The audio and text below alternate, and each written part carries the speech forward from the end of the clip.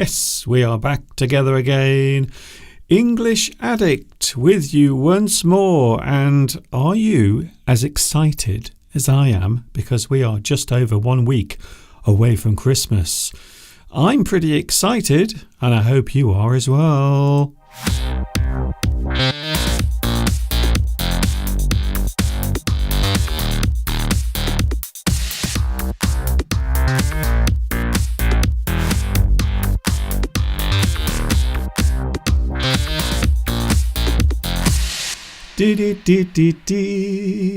We are back together again. It's so lovely to have you here once more. Hi everybody, this is Mr. Duncan in England. How are you today?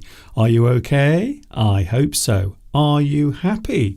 Are you feeling good? And I suppose I should also say, please give me a lovely like. If you like what you see, then please say, Mr. Duncan, we really like what we see, and you can show your appreciation by doing this, clicking on one of these. We are back, and I suppose I should explain one or two things. My name is Duncan. I talk about the English language. You might say that I am an English addict. I am crazy about English, let's just say. And I am with you every week from 2 p.m. UK time, talking about English. We often talk about lots of different subjects. And of course, we have you as well on the live chat. Don't forget to activate the live chat, and you will be able to speak to me. You can send your text messages on the live chat. And of course, you can share your love of English with everyone else as well. All the other English addicts. And as I promised during the week, he is back after having a very busy couple of weeks performing, and it is something that is coming up. Next weekend, of course, we will be building up to Christmas, and we will be with you next Sunday, which just happens to be Christmas Eve. I'm not joking. We are with you. And when I say we, I mean myself. And also, he is back by popular demand. A lot of people have wanted to see him again. So today he is taking a rest, but he's also joining us here as well on the live stream. Yes, it is Mr. Steve, and he is sitting in the corner, or as I like to call it, Mr. Steve's comfortable, cosy corner. Here he is. Hello everybody. Hello Mr. Duncan. This is very different, very different. I'm relaxed, I'm reclining, there's no stress. The first thing I should ask Steve, are you comfortable? I'm comfortable, yes. Well, we had gone with a different chair. This one is fine. It's a bit of a hard back, but it's better than me standing for nearly 2 hours. I was getting a bit exhausted with that, Mr. Duncan. So I've got the live chat here. Everything is at my fingertips. So I can just scan down and see who's on there. And all is well with the world and the world of English, Mr. Duncan. So the first thing to mention is the studio is now different. Mr. Steve has his own comfortable corner, looking a little bit Christmassy in the corner as well, with some lights behind him.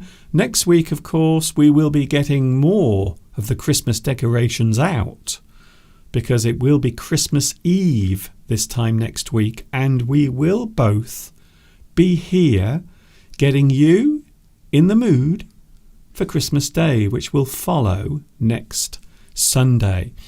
And I am very excited. I don't know what you've bought me, Mr. Steve. I'm sure it's something lovely. It might be, Mr. Duncan. It might be. It's been a bit. Been a bit dicey this year. If you say something's dicey, it means it's a bit risky.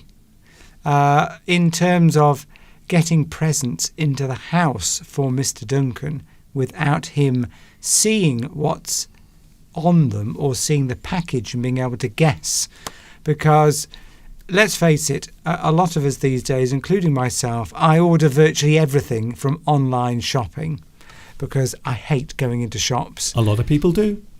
And now I'm back to work again. These parcels have been turning. I say parcels, I'm giving away the fact that I might have bought more than one present for Mr. Duncan.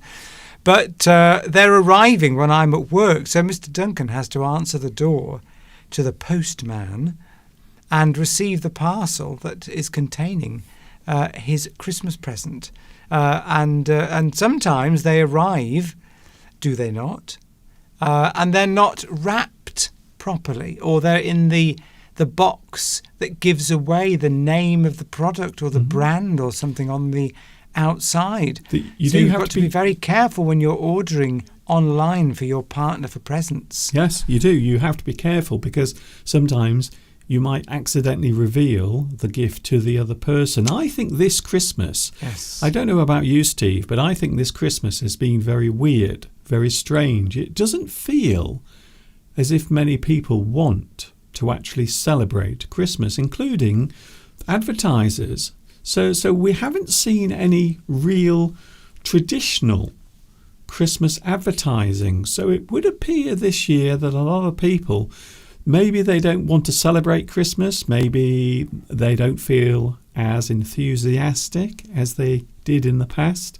So it is a very strange one this year, I have to be honest. Anyway, next Sunday it will be Christmas Eve, and we will be together here helping you get in the mood.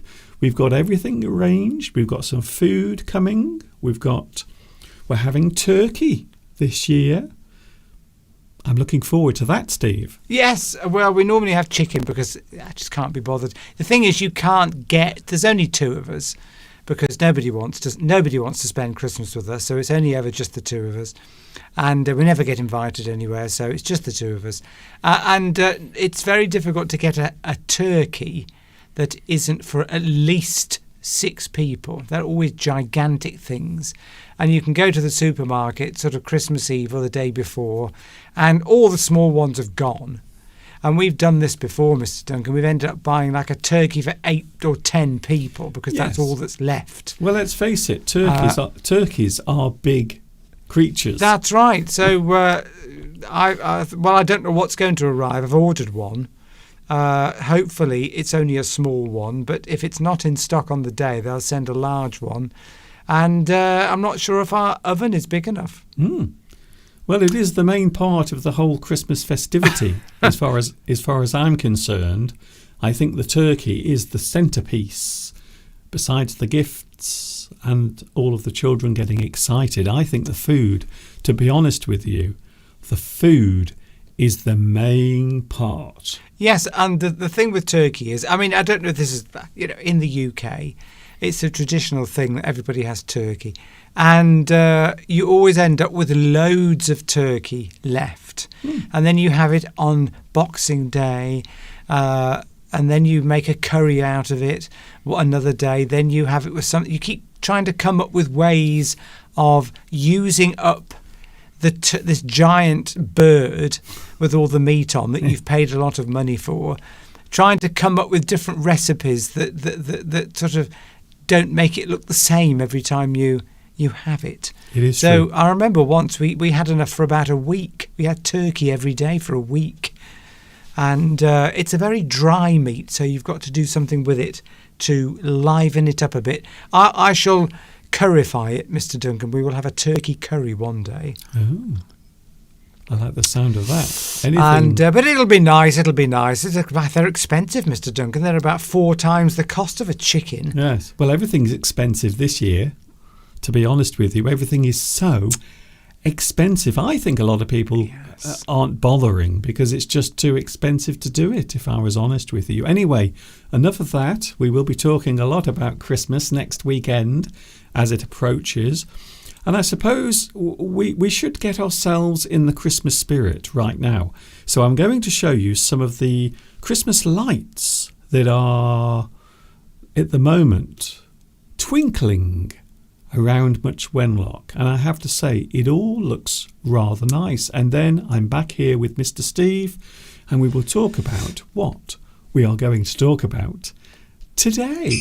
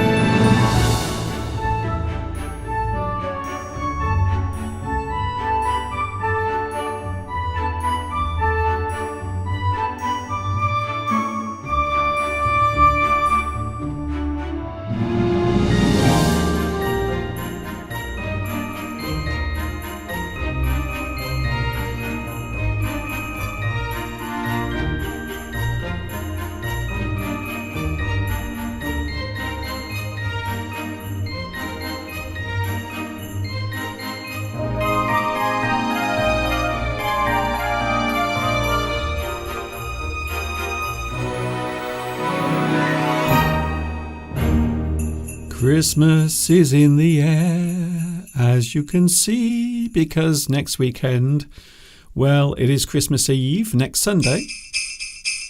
And then, of course, the following day, it is Christmas Day. We will not be with you.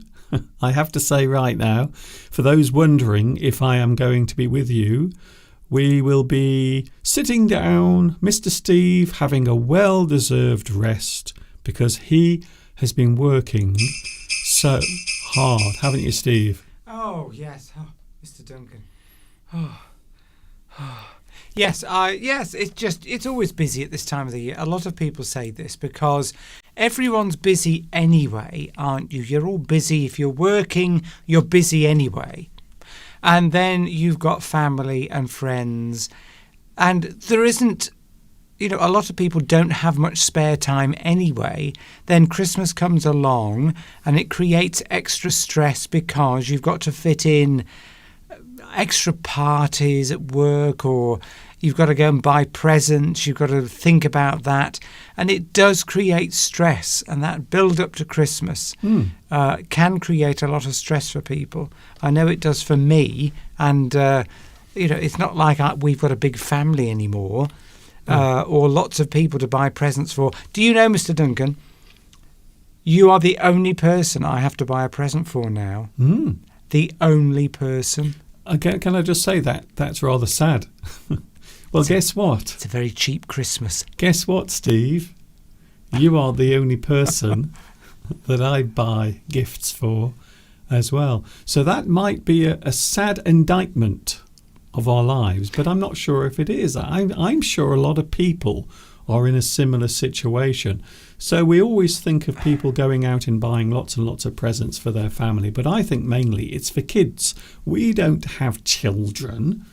All of our, well, I suppose relatives in our families have grown up, so we don't have kids to buy things for. No. So I think that's the main reason why. So I don't think it's as sad as it sounds. Yes, my sister's children are all over 18, so they're adults. They're all got jobs, so we, obviously not buying presents for them anymore. My sister and I decided a number of years ago that we would stop buying Christmas presents, just because it's pretty pointless, because you end up buying stuff that people don't really need, and then it either gets recycled or you take it to somewhere where there's a raffle. It's just a waste of money. So most people, if you're grown up, you're pretty much buying anything you need as you go along. Yes. So, yeah, it sounds a bit like Bar Humbug Scrooge, but it's not for that reason. It's just, well, and I've got friends, but we don't buy each other Christmas presents. We might exchange cards, but we long ago said, let's not do Christmas presents. It's stressful. You end up with something you don't like, probably end up with too many chocolates.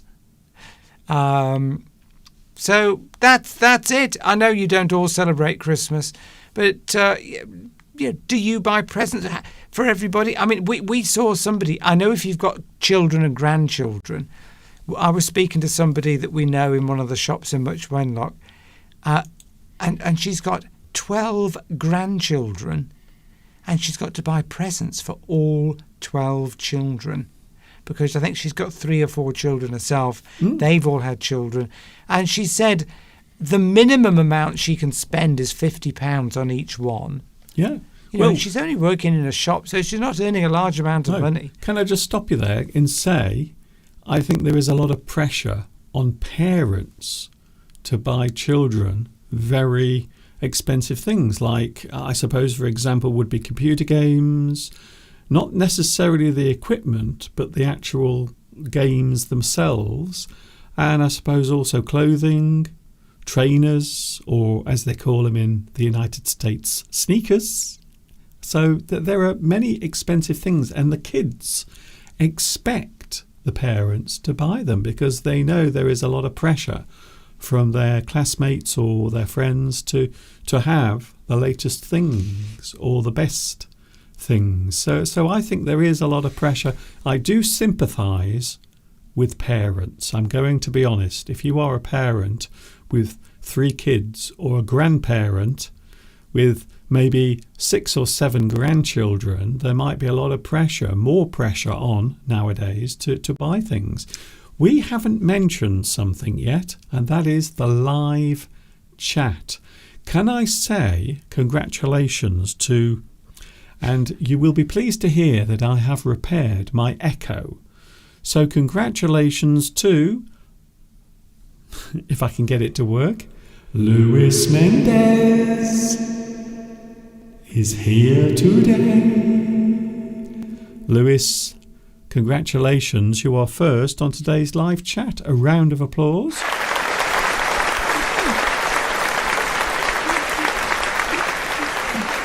But Beatrice and Vitas were close on Lewis's heels. Palmyra, Olga, Valentin, Shankar, a lot of people were, Christina as well, probably all went on at much the same time within a few seconds of each other.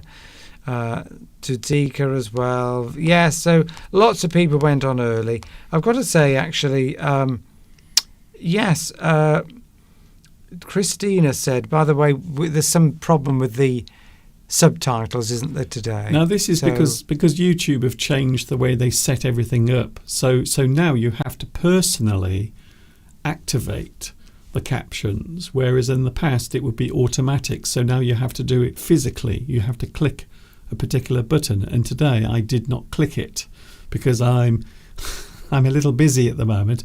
So that's the one thing I forgot. But in the past it would just happen automatically. But now, no. So I do apologise, but there will be captions later when this is archived or saved on YouTube. So don't worry too much. Christina says that, and I've noticed this as well, the bars and pubs are crowded with office workers drinking pints. Commotion everywhere in the evenings. Yes, commotion everyone's trying to do things. There's parties. And I've noticed for the last 2 or 3 weeks, if I've been into a supermarket, because sometimes at lunchtime for my customers in my job, I provide them with some lunch if it's over lunchtime so that we can talk and eat at the same time. And the supermarkets have been so chaotic. You would think that there was, some big event coming. You think that there was going to be, there's a shortage of something. Everyone's out there manically buying stuff, filling up their shopping baskets with stuff. Steve, you would think that the world was about to come to an end. Yes, that's the phrase I was looking for. I mean, just sort of panic. You can see, and they're sort of pushing you and sort of just annoying you. And you always get that at this time of the year, so never mind. Well, didn't we talk about this yesterday away from the live stream? Didn't we talk about this? We said we are so glad because yesterday we went into Much Wenlock and the town was absolutely dead. It was so quiet. And we worked out that many people probably were in the big towns and cities. They were all buying things for their relatives and doing their last-minute Christmas shopping. So I think that's the reason why. And we were saying that we are so glad that we don't do that anymore. We don't feel the pressure to go to the supermarket and rush around. You can order a lot of your food online and then it's delivered to your house. And, of course, so much the easier. Gifts, the things that you buy at Christmas. Olga said, sorry, Mr. Duncan. Who would go to a shop at this time of year? They must be absolutely crazy. It's too stressful. Olga says, why don't you buy a present for your sister? Well, we've just decided, both of us, not to do it many years ago. Because, I mean, you reach that age, we send cards. She's got everything she needs. We just decided enough's enough, because the other thing is we live quite a distance from each other, so am I going to post it? Is it going to get there? It's just, and Christmas shouldn't be about buying presents anyway. And the thing to remember, Steve, we met up with them last week. We met up with them, so we've been together, we've had a meal out, we've celebrated. That's enough. I've reached the age where, quite frankly, Mr. Duncan, unless it's for you, I can't be bothered. We still buy birthday presents for each other. I'm hoping I can put a stop to that one as well. Yes. So I think that's pretty pointless as well when you're in your 60s buying presents for people because, it's just, I don't know. Maybe I'm just getting old and grumpy and Scrooge-like, Mr. Duncan. Yeah, that's it. Talking of which, Scrooge, of course, otherwise known as A Christmas Carol, there is a version of that on my YouTube channel where I actually read the story. And next Sunday, Mr. Steve will be using his professional acting voice to read. We will have some Christmas poems next week, and also we might read a short excerpt from A Christmas Carol as well. So we will be doing lots of Christmas things next week. I don't want to do it too much this week because then it will use up all of that Christmas energy. So don't worry, we haven't forgotten about Christmas. We are in the mood for it, but we will do most of it next week, so we are not using it all up. Big today. storms in Argentina. Storms? Storms, yes. It's hot as well, according to Beatrice. So Beatrice had a storm, and Claudia said she had a storm as well. Lots of rain, stormy weather. We've had that. It's gone now, so we've sent it over to you. Sorry about that. Or are you sending it to us? Yeah. See, for a moment, when you said storms in Argentina, I thought you meant politics, but that is another thing. That as well, but we won't get into that. Talking of which, we will be discussing a little bit later on. We are going to talk all about things that you mustn't talk about. Isn't that strange? So we are going to talk about things that you are not supposed to talk about, which might sound a little bit confusing, and to be honest, I think it is, but all will be revealed later on. Every week we try to talk about an English subject, maybe something that will get people chatting away on the live stream. And don't forget, you are more than welcome to send your messages live as live can be. Christina says it is sunny in Italy, but it is freezing cold. We are having quite nice weather at the moment. Shall we have a look outside the window? It looks a bit dull outside, but it's not too bad. At least it's not raining, and it is quite mild. We've had rather high temperatures. Today it's 12 Celsius. Can you believe it? It's actually 12 Celsius. It's dry, a lot of cloud around, but it does not, I have to say, it doesn't feel like Christmas. Well, I've been outside raking leaves off the lawn because I don't like to leave them on because they sort of accumulate into piles and then they rot the grass. So I've been taking the leaves off. I've been repatching little bits of lawn that have died off, and it was very pleasant, Mr. Duncan. It certainly wasn't very wintry, so I'm not getting much opportunity to really test out my all-season tyres. Although, can I just say, Steve, next week it is going to get very cold, and we might be getting some snow over Christmas. Nothing official at the moment, because you know what it's like. It's very hard to predict snow, apparently. It's one of the hardest things to predict if you are a weather forecaster.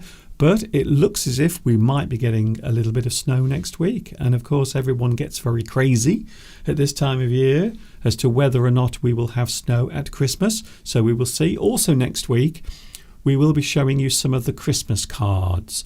We have had a lot of Christmas cards this year sent to us.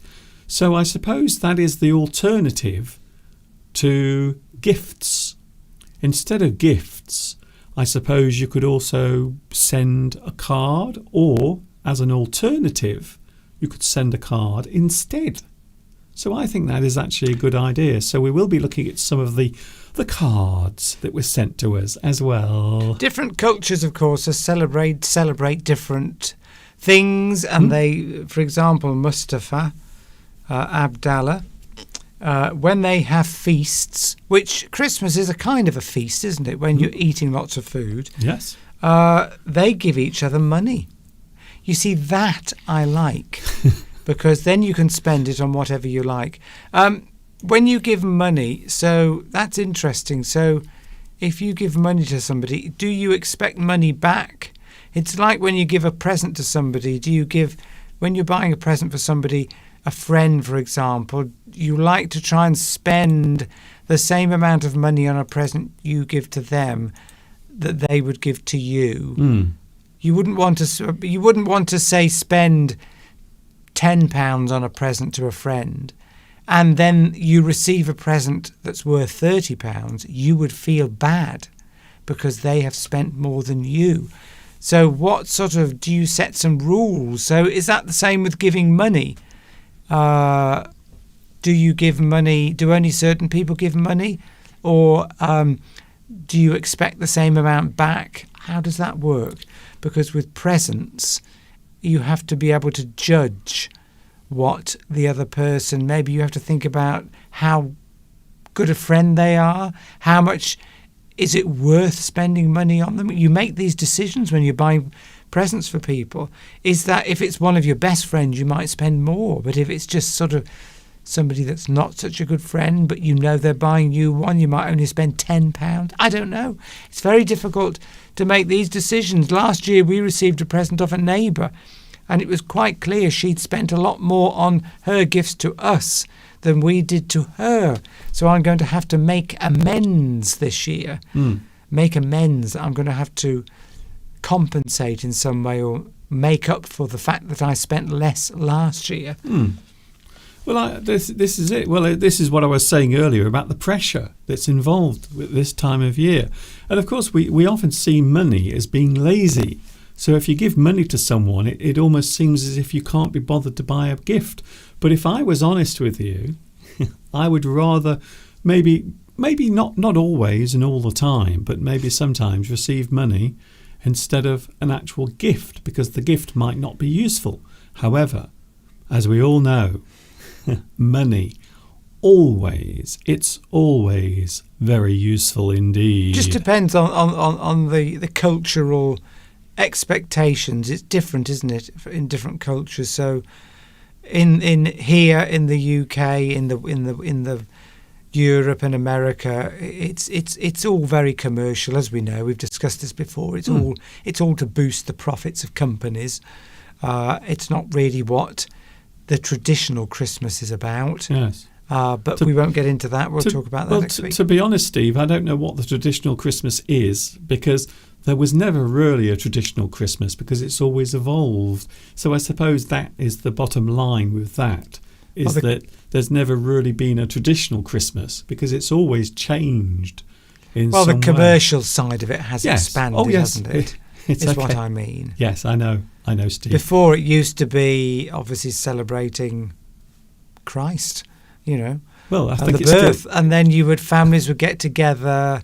There'd be events in the church, and you would have meals. And I don't know if they used to exchange gifts, say 300 years ago. I don't know. No, I don't think. Well, it's all a did. mixture. Christmas isn't Christmas, really, when you think about it. It is a mixture of lots of different beliefs, festivals.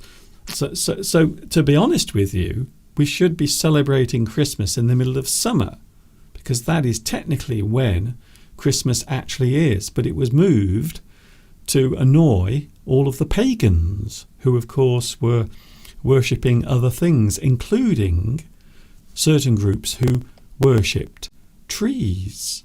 And that is how the Christmas tree became part of the Christmas celebration. So it is really a little bit of a combination of lots of different things anyway. And I suppose the gifts are representing the gifts given by the three kings, and it's all slowly built up over time. And of course nowadays, well, even when we were kids, to be honest, in the 1970s, we are going back a long time, even back then it was, I suppose you would say that it was commercial. It was all about buying gifts. Olga, by the way, says my grandmother or mother says she gives, where are we? It's gone. It's disappeared. My mother-in-law always presents money to my kids, and she doesn't know what to get. So that's another reason for giving money, because you don't really know what to buy, especially young people, because they're so fussy nowadays. But there is a lot of pressure. When my mother told me when she grew up, they just used to get an orange or some nuts. Yeah. That was it. Yeah. You didn't get anything else. Imagine that now. Imagine your children, and for Christmas they wake up and you just give them an orange or a bag of nuts. But that's all. That's even. So we're going back, obviously, sort of 80 years. So the expectations for spending money in gifts, even 80 years ago, was a lot less. Yeah. And it's all, as we know, it's also, and every year it seems to get more and more. I mean, this lady we were talking about with 12 grandchildren, she said that she's got to spend at least £50 on each one. That's what, €55, something like that. So that's a lot of money if you've got 12, and your main job is working in a checkout. You're only on minimum wage. Right. So, although, can I just say, Steve, if you work in retail, you get very big bonuses at Christmas, as I remember from my time working in retail. Can I say hello to Patrick? A nice family meal for Christmas Eve is the best present for me. Yes.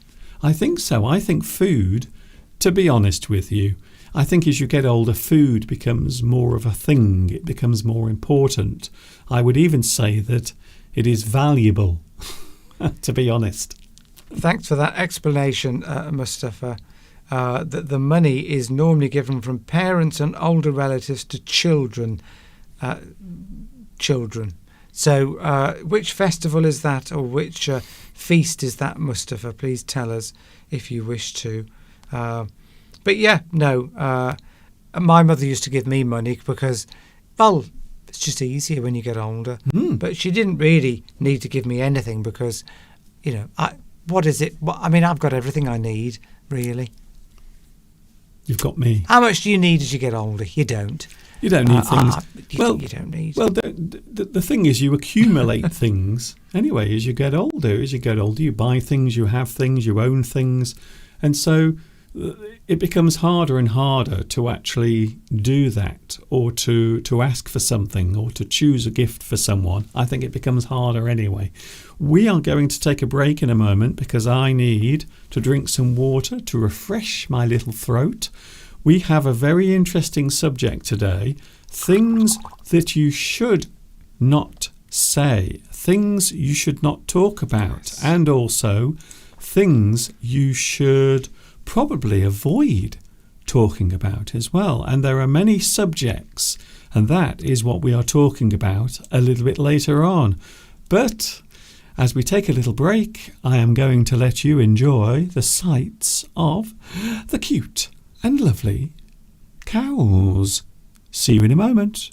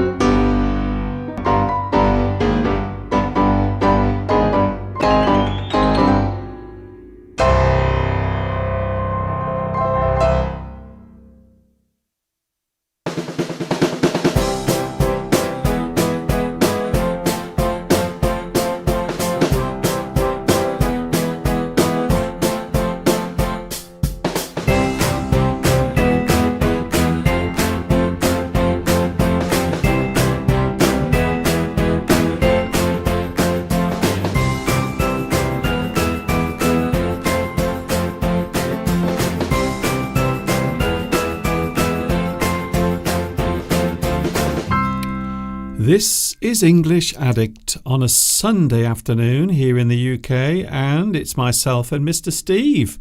We will be keeping you company for about another 45 minutes. Don't go away.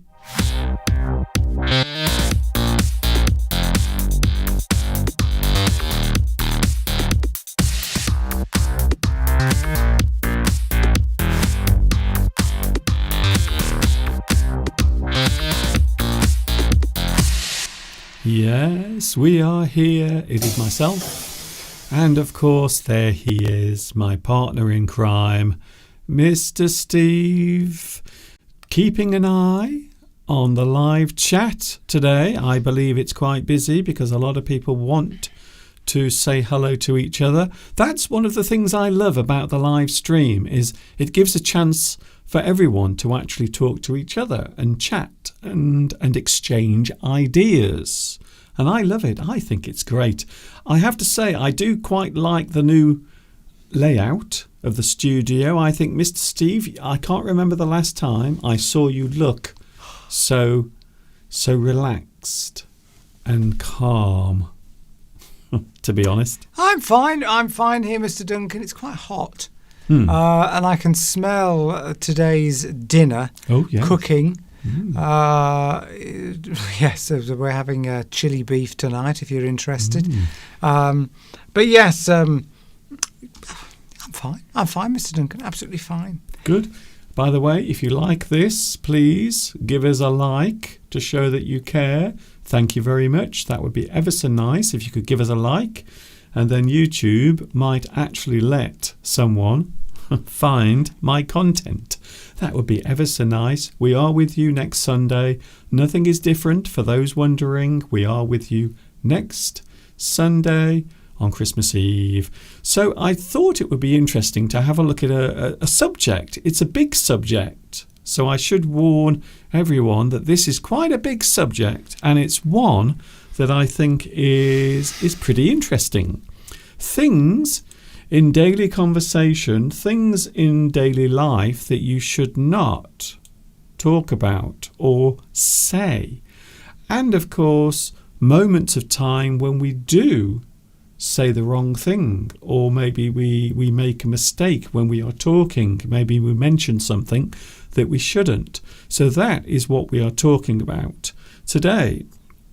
We might say that the subject could be entitled Mind Your Language, which of course is also a famous television program. So today we are talking about things you say, things you might say, things you should not say. And you might be surprised, Steve, at how many things there are that you should avoid saying, especially at the moment. Now, have you noticed, Steve, people have become a little bit more sensitive about the things we say?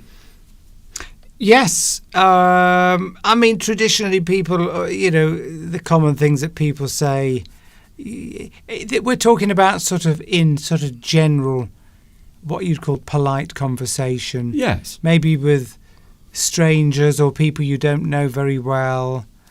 Obviously, there are certain friends that you might have, or family members that you can talk to about anything. Yes, but even then you have to be careful. Yes, or there are certain, let's put it another way, we all have friends or people that we know where you can almost say, because you know each other, you can probably almost say anything, but there's always going to be limits somewhere.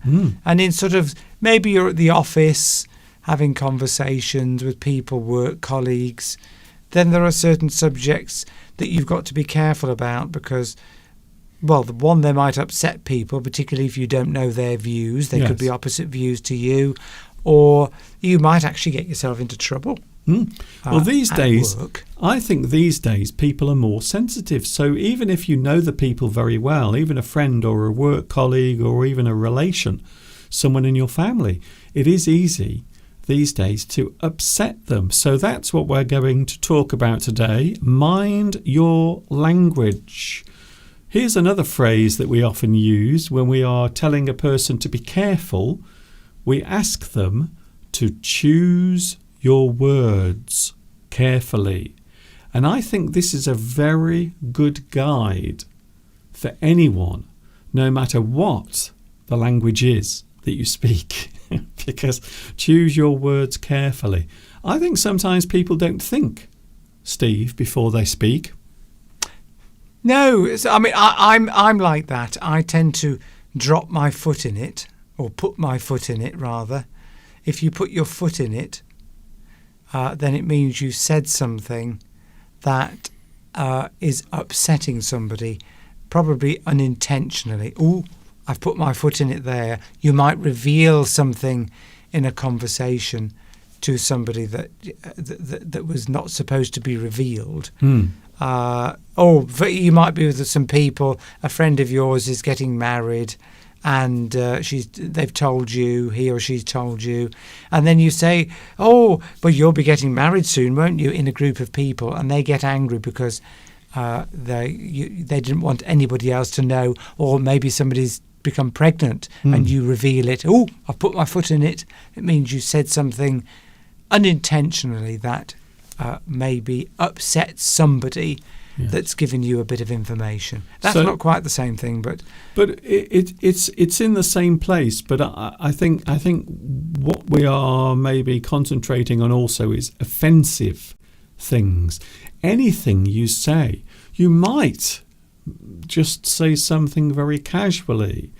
To you, as the speaker, it might be very innocent.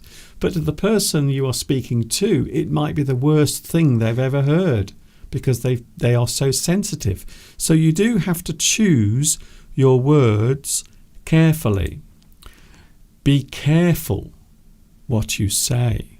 Now, this probably is an interesting warning, because you have to be careful what you say. And I think this is something that a lot of people do suffer from.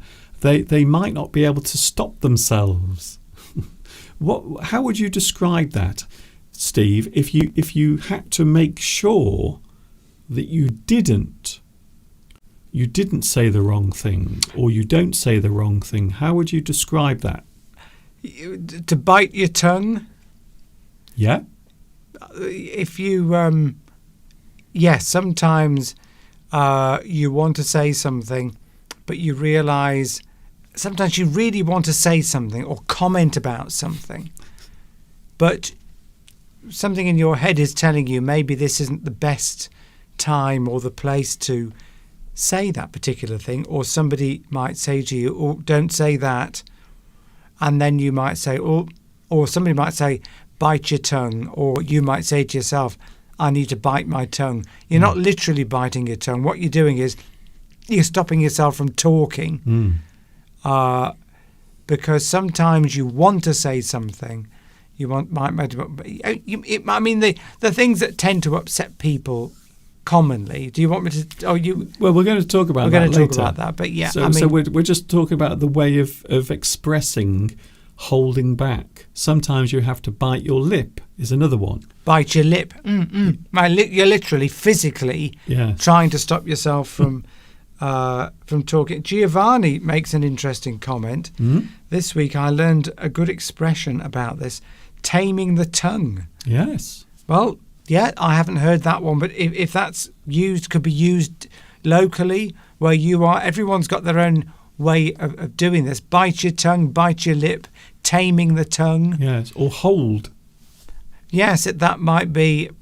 It just means to stop yourself from saying something inappropriate or training yourself not to. Of course, politicians are very good at this. Yes. And people in the media have to have training to make sure they don't upset people. Well, I think it's also being able to, I think in that situation also, it's about answering questions, or should I say avoiding answering questions. So that is one thing that politicians are often criticised for. They're not very good at answering or giving a straight answer, especially when the reply is either yes or no. A lot of politicians do not like answering questions with just yes or no. They like to talk for a long time, and then slowly the person who asked the question has forgotten what the question was, and that is something that does happen. Here's another one, Steve.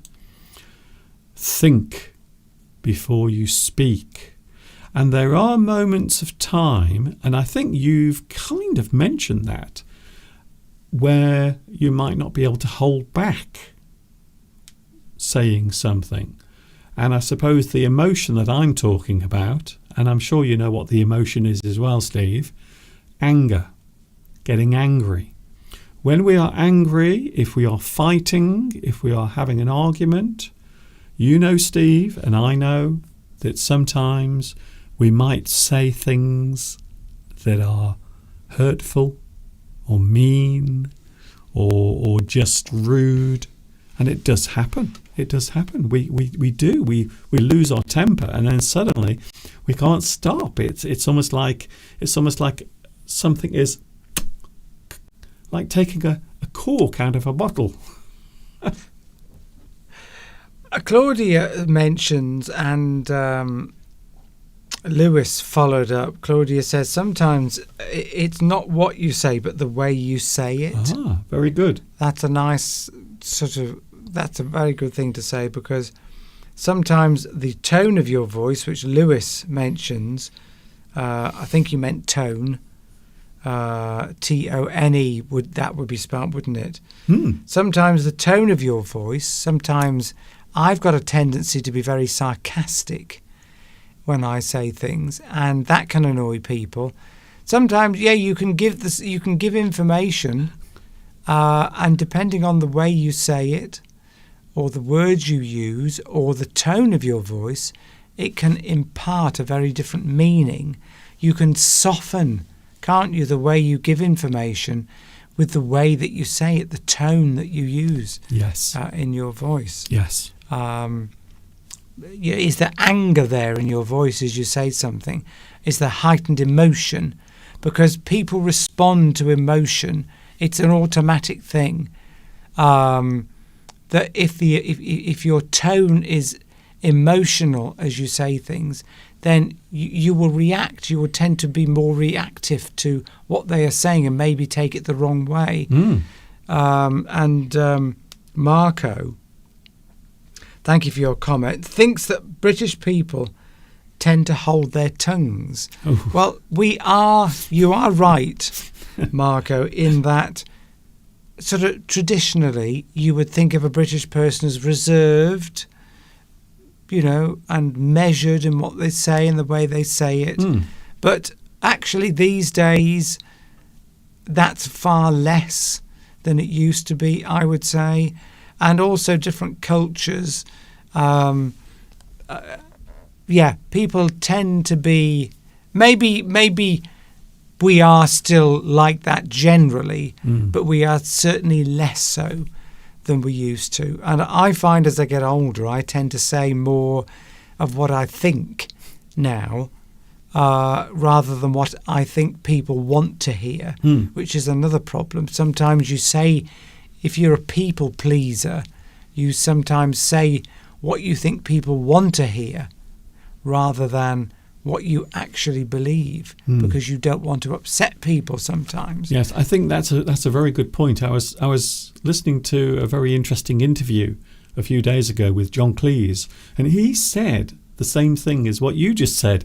He said, to be honest, as you get older, you stop worrying about what people think, and that quite often is reflected in what you say and who you say it to. So maybe if you're younger, and I think this is an interesting point to make, when you're younger, you're still trying to make your way through life. You are still trying to influence people.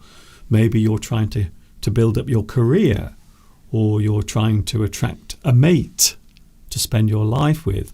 But of course, as you get older, those things become less important because maybe you've given up trying to find them, or you just don't care anymore. You just think, what is the point? You can go through your life holding yourself back and not saying things when sometimes it is good to actually say them, to express yourself. So I think you're right, Steve. I think as you get older, you do often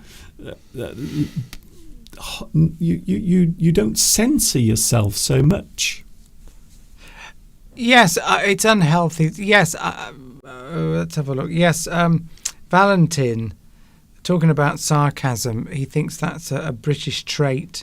It may well be. Sarcasm is actually a way of saying it's a way of saying what you think without being very aggressive.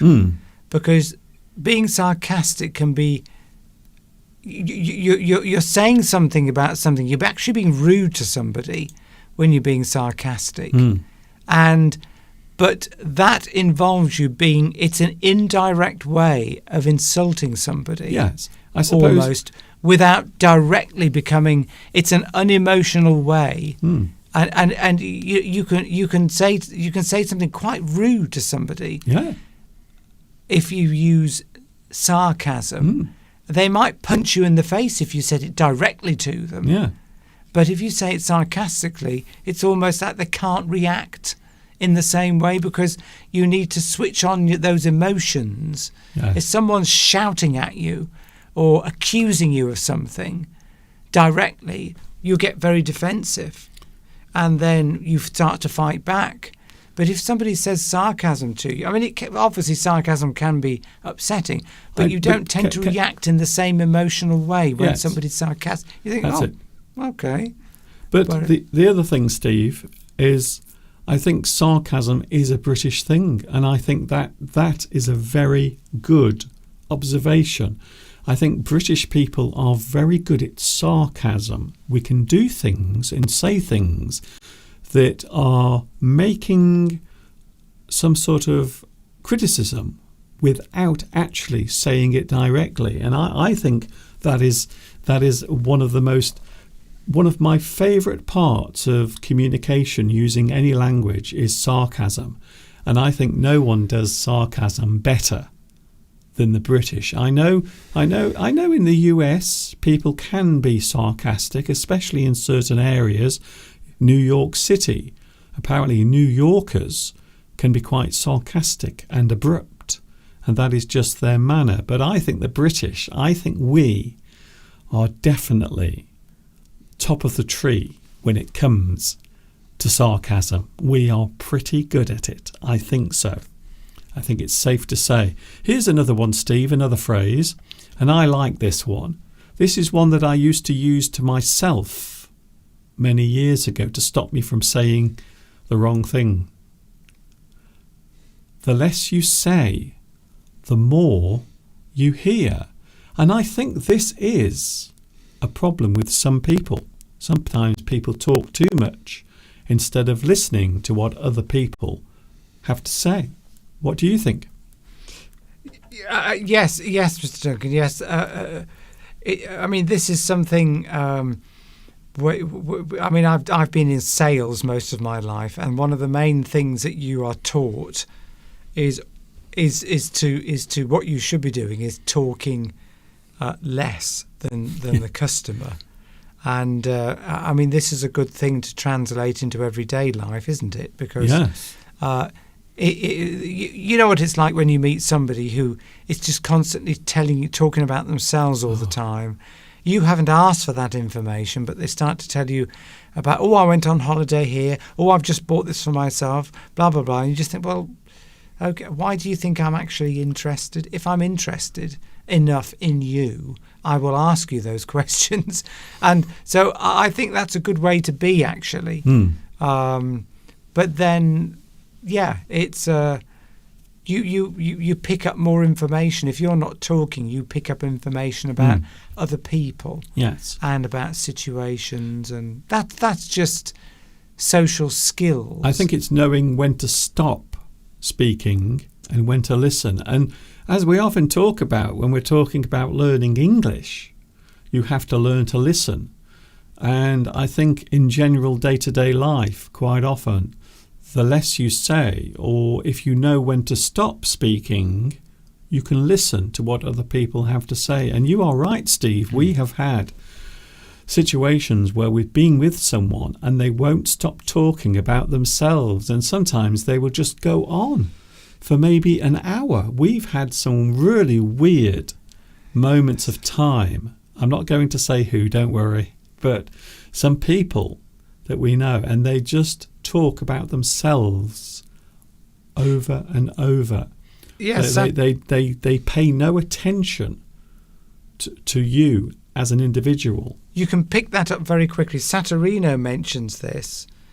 That can happen when somebody just talks over you. You're having a conversation and then you might be saying something. I've got a friend like this, actually. Yeah. And you'll get into a conversation and you'll start saying something, and then their reply will be nothing to do with what you've just been talking about. It'll just be something to do with them. And you think, and it's quite obvious they've not listened to a word you say. And they might just interrupt you and talk over you. Yes. And that's when you're, particularly when you're in sales, that's very difficult. That's a very easy thing for a salesperson to do, is to talk over the customer, because you want to get your messages across to the customer about your product, but you're not willing. What you should be doing is listening. Oh, what do they want? What things will turn them on about this product, or not even? Yes, actually, sales is a very interesting point, because that is to me a skill. It is a skill. It isn't just something you can walk into. Sales, to persuade another person to think about something, not necessarily buy it, but to at least think about the thing that you are promoting or offering. And I think it is. I think selling or any area of sales where you're dealing directly with another person. Let's face it. And it's a massive skill. People, just in everyday life, to meet somebody who you're in a conversation with them and they're actually listening to what you say. Yes. And then they respond with relevant questions to what you've just said. They might ask another question which asks for a bit more information. And that's quite a skill. To listen is quite a skill. It's very easy to switch off. They're talking and you're thinking about the next thing you want to say. Yeah. And it's, when somebody's doing it to you. So it's a skill that we all have to learn, a social skill, because if you can master that, you'll be invited out everywhere. Friends will want you because, here's someone who'll listen to me. It can get boring if you just have to keep listening to other people's boring stories about their holidays or whatever. But yes. or their gardening. It's got to be two-way. But yes, to listen to somebody and understand them and then reply back with a relevant question that shows that you've actually listened to them.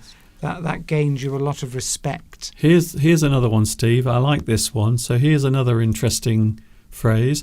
If you have nothing to say, say nothing. And sometimes, to be honest, I like peace and quiet. If I'm with someone, and we've had situations like this, I'm not going to say who, don't worry, but we've been with people who just won't stop talking. They have to constantly fill the air with conversation. Yeah. And sometimes it is nice. And we're going to try this now, Steve. Let's try not to speak for about 10 seconds.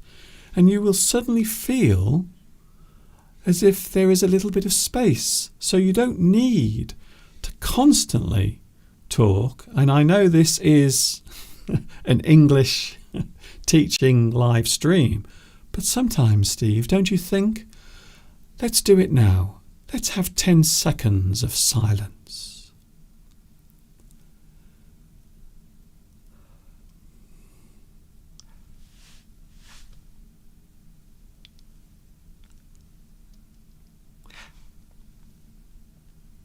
Mm. Oh, I have to say I enjoyed that. It's very difficult. It depends on if you're a social person or not. If you're a very social person, you will like to chat a lot and talk a lot. But you're right, it can be very exhausting if you are used to your own company and then you go somewhere where there's lots of people talking, chat. Yeah. It can be quite stressful. I do find it quite stressful. Sometimes when I go out with my work colleagues, we all meet up and everyone's talking and chatting away, and it can become a bit exhausting after a while. So I have to I have to escape. That's what smokers do, you know. Smokers, I think it's their excuse to get away from the company of people and go outside just to chill out. And then they come back in, they're all revived. I think the smoking is actually just an excuse. I need to go outside for a smoke. I think actually what you are doing is using that as an excuse just to escape from everybody in the room, which is a very good thing to do. Yeah, that's a good theory. Maybe I could pretend to be a smoker. Yes. I tell you what you can do. You can take up vaping, but Yes. just don't do it. Just take the machine and just pretend to vape. You see? So you can get away from other people. Yes, but then I would imagine if they were outside talking, Steve, they would be smoking and talking. So it might be actually worse. But yes, if you have nothing to say, sometimes silence can be very refreshing. Or as Patrick puts it, which is a well-known phrase, so thank you for that, silence is golden. That is a phrase that is often used. Silence is gold or golden. Yes. Because sometimes it is just nice to have a bit of peace and quiet. You just particularly when you're eating. I don't know. Maybe everyone's different. Yes, I think so. By the way, I forgot to mention, and it was a comment from, who was it from? I can't remember now. Francesca. Mm-hmm. Hello, Francesca, said that sarcasm is in every language. Yes, I'm sure it is. Yes. But would you recognise it? Maybe, yeah. It's probably in every language, but it's a passive aggressive form of making a comment about something you might not necessarily want to say directly to somebody. It is. I suppose it is subtle criticism. Yes, that would be my way of, if I had to describe sarcasm, subtle criticism. You are doing something gently. But I still say that the British are the best with sarcasm. That nobody does sarcasm. The British. It's a leakage of your feelings. You want to say something. You really want to shout back at somebody or tell them they're an idiot or something like that. But of course, that's not a British way of doing it, or your whatever your culture is. So you just say something sarcastic back to them, and what you're doing is your real feelings are leaking out, or or it's an ego thing, because I mean a sarcastic comment to somebody can be the most cutting put down. Yes. The most offensive, but said in a very subtle way. Yes. It can really put somebody down Yes. and make them feel and look stupid if you do it in the. They often say sarcasm is the lowest form of wit. Well, there are two expressions: the sarcasm and the sardonic. Yes. Sardonic and sardonic. Sarcasm is you're saying something offensive, but sardonic is I think it's the same thing, but it's not offensive. No, when you're being sarcastic, you are really trying to hurt somebody. A dry response or a dry retort is sardonic. Sarcasm is where you're actually putting the syntax into what you are saying, and then of course the tone of it as well. You are really trying to be offensive. Some people have a very dry sense of humour. Another expression, an empty vessel makes more noise. A person who has nothing up here in their brain will often talk a lot. And that's another expression. An empty vessel something with nothing inside, empty, like a person's head. I'm very sarcastic. I remember I must have always been sarcastic because I find it difficult to say what I'm really thinking. So it leaks out in sarcasm in conversations. It can be quite nasty. I remember once, you don't realise sometimes you get into the habit of doing it. And I remember in one of my first jobs, I must have been quite sarcastic in something. In fact, I remember once saying, that's it, I was given a promotion to a manager's role. And the company I was working for weren't renowned for paying you particularly well. So they took me in and said, we want to make you a manager. And I said, I don't suppose I'm going to get any more money, am I? Something sarcastic like that. And he looked at me and said, you could get sacked for a comment like that. He said, I'm giving you a promotion and you're being sarcastic. And then I suddenly realised that maybe I'd gone a little too far. He said, and that's it. He said, if I didn't know you well enough, you'd be out of a job for a comment like that. That's it. Well, that is it. But doesn't that, I think that story just proves the power of sarcasm and how saying the wrong thing at the wrong moment in the wrong way can land you in a lot of trouble. Here's another one, Steve. This is nice. I'm enjoying this. It is bad to talk about certain things, and now we are getting into it. We are getting right into it. This is it. This is the main part of the subject. It is bad to talk about certain things, or maybe there are certain things you should avoid talking about sometimes. In general conversation, do you mean? Do you mean in sort of general meeting up with friends, work colleagues, or something like that? Any social interaction where you are speaking. Or unadvised to talk about. So it is bad to talk about certain things, and here we are. We're going to name them, by the way. So if you are of a sensitive disposition, if you are easily offended.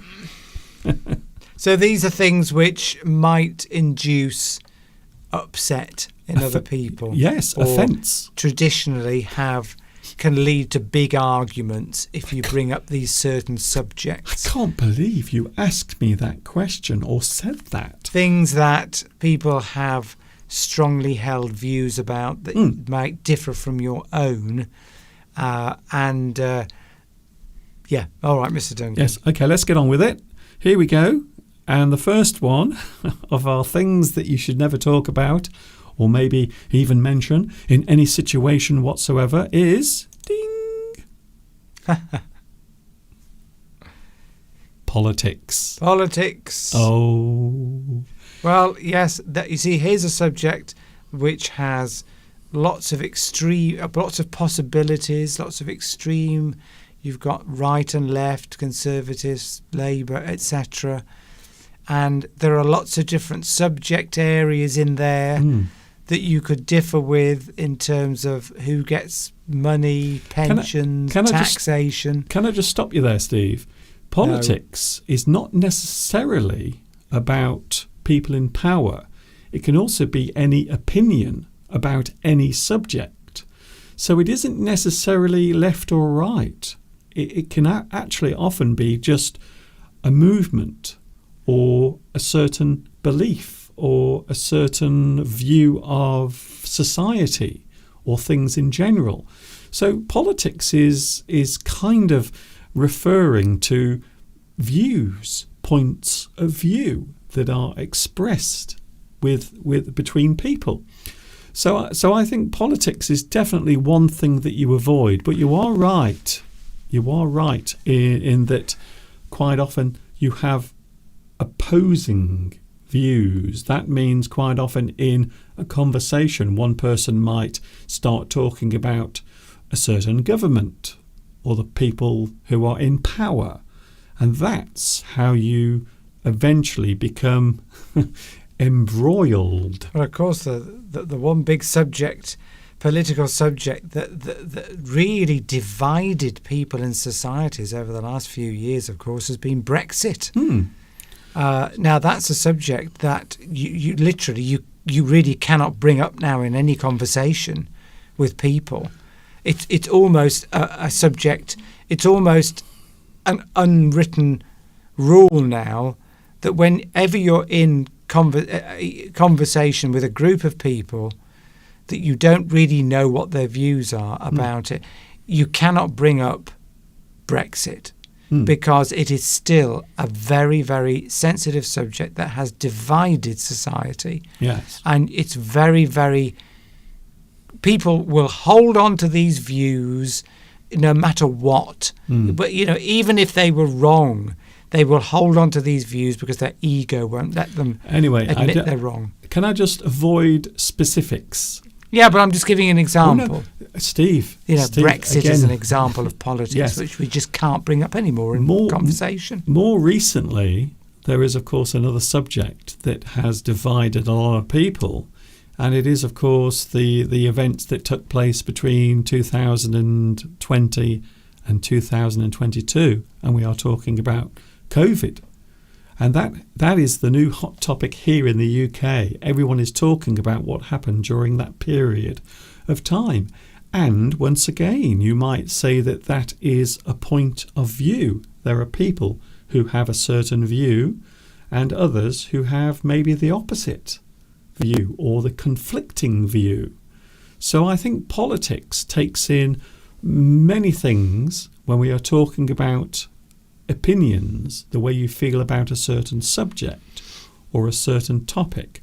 So I think it is not good, and to talk about politics, especially in large gatherings. So if you are with many people, then you know that there are going to be many different opinions around you, and you are really, really putting yourself at risk. Strong opinions, particularly about certain areas of politics. Yes. So it's a subject you've got to tread very carefully with, or just avoid. Something here that Saturino's mentioned is, which is an interesting subject, a very interesting subject you brought up there, Saturino, about money, and if somebody is wealthy or rich, and they are, and they've got a big house, and they're obviously multimillionaires or something, do you ask them how they got there, how they got that money? Yes. Now that's normally, again, that's a subject you would probably avoid because it's maybe they don't want to answer. Some people would do, but it's talking about money, that's a good subject probably not to talk about in certain situations. We might actually be talking about that in a moment. Okay. So here's another subject, and I'm sure a lot of people have said this already on the live chat. They have? I'm pretty sure. Here it comes. Oh dear. Religion. If there is one subject that has divided people, humanity, for a very, very long time, it has to be religion. I think of all the subjects. Maybe your favourite TV show, maybe your favourite music artist, maybe your favourite holiday destination. All of those things seem very trivial and small compared to this subject, which is a very divisive subject. And I suppose we don't need to look very far at the moment to work out just how divisive it can be. So I think this is probably worse than politics, because quite often you might even find that those two subjects become the same thing. Steve?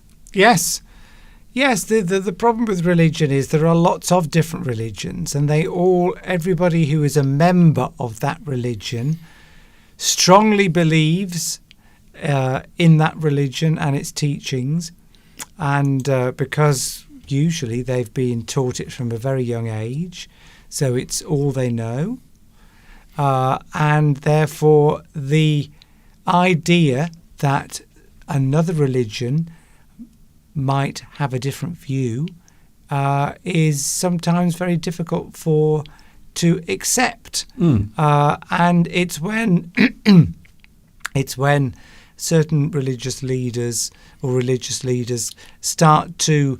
It's often used and has been in history, hasn't it? Religion has been used as a weapon against another group of people. But see, what you're doing now, what's interesting here, Steve, is you are now expressing your opinion.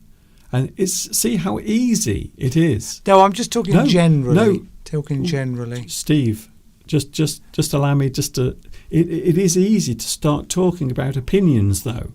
And I know we're discussing the subject, but what I'm saying is it is a subject that once you open the box, it does become something that you almost can't put the box, close it again. You've got to be able to, hopefully, if you want to believe in a religion, fine. If you've been brought up to believe in that, fine. You can respect that. But it's as we've said before, it's when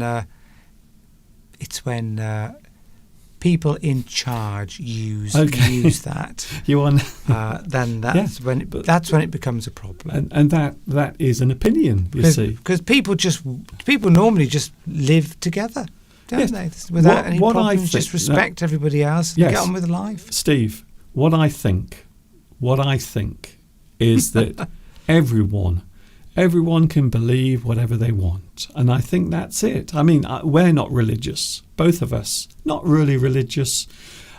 Never been to church really regularly.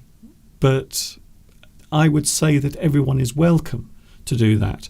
What I think most people object to is when someone knocks on their door and tells them, that's what you must think. You have to think that. That thing is the only thought you should have. You shouldn't be thinking your own thing. You should be thinking this thing. And I think that's when there is conflict. So that's the reason why generally I think religion is avoided in conversation with people you know or people you don't know. Or at least know when to back off and change the subject. I think we ought to stop there and change the subject. See, that's often something you hear in a conversation. If you can see people are getting heated, when you say someone's getting heated, it literally means they're getting hot, flushed with anger and emotion. Yes. The conversation's becoming heated. Then you go, okay, well, let's change the subject, shall we? The voices will start to rise. Yes. So it goes from polite conversation to shouting and arguing and maybe fighting in the streets, as often happens. Here we go. Here's another one. This is a little lighter. This one, Steve, a subject that a lot of people don't like talking about or discussing. Earnings, yes, and somebody mentioned money earlier, and I mentioned that myself. Can't remember who it was now. I think it was was it Olga? Can't remember, but yes, particularly in the workplace. A lot of companies actually make it a rule that you cannot discuss your earnings with other colleagues.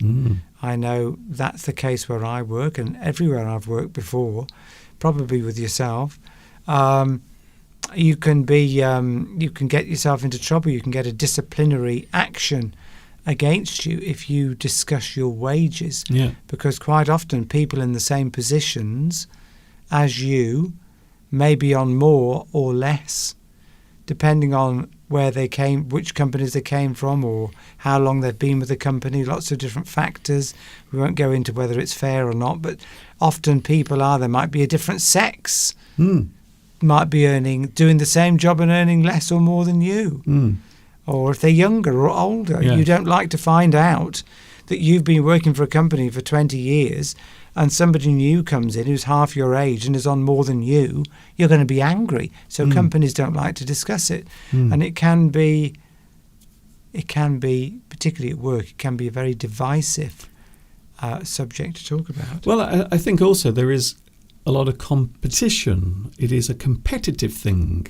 So when, again, you kind of get this clash between people, maybe two people who have a similar job, a similar position in the same company, and they might find out that one of them earns more for doing the same job as someone else. And you are right, Steve. These days we hear a lot about gender equality. So maybe a woman being paid less than a man, but to do the same, exactly the same job. So earnings, but also asking a person generally, in general conversation, how much do you earn? So maybe someone will come up to you, Steve, and ask, Mr. Steve, how much do you earn in your job? Yes, that is no. Yeah, that's a very... Even with my best friends, I probably would loathe to discuss that, because when you suddenly reveal to people how much you earn, immediately they're making all kinds of judgments, assessments about you, and it's often a subject.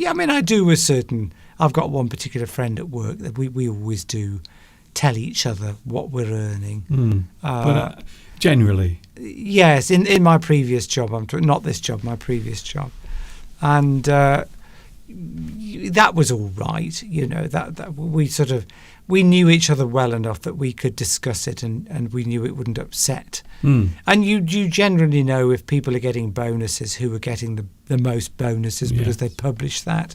But in the general term of conversation, things that you should avoid talking about, you wouldn't normally ask a person how much they earn in their job. It is, I would say, it's a delicate subject, even in families. Now, can I just tell you this, Steve? Even in close relationships, maybe marriages, quite often the husband will keep all of that secret from his wife. So you might find situations where the husband will actually keep his earnings secret from his own wife. And it does happen. There have been instances and situations where that's actually happened. Incredible, isn't it? Yes, in different relationships, there are different sort of... old-fashioned. There are different sort of parameters. What's the phrase I'm looking for? There are different sort of, different things that people talk about. I think it would be very strange if you were in a relationship and you didn't know what your partner was earning. That would be an odd situation, I think. Oh, I've got a numb bum, Mr. Duncan. Okay, so bum. So you're sitting down, and now that's uncomfortable. Yeah, well, I've just moved around. I'm fine now. Good. I can't win. So money is a sensitive issue. I was often asked in China sometimes by my students, or sometimes by people I was acquainted with, and they would ask, how much does your school pay you? Directly. Just ask directly. And I thought it was quite offensive, but then I realised in Chinese society a lot of people will just discuss their salary with each other, and it's not a big deal. So different maybe there is cultural things. We've got to appreciate that different cultures, it could be different. Yes, I think quite often you can find that.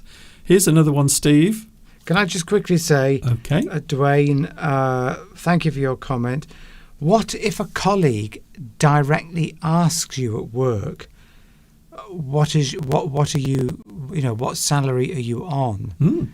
Well, probably I would feel that would make me feel uncomfortable.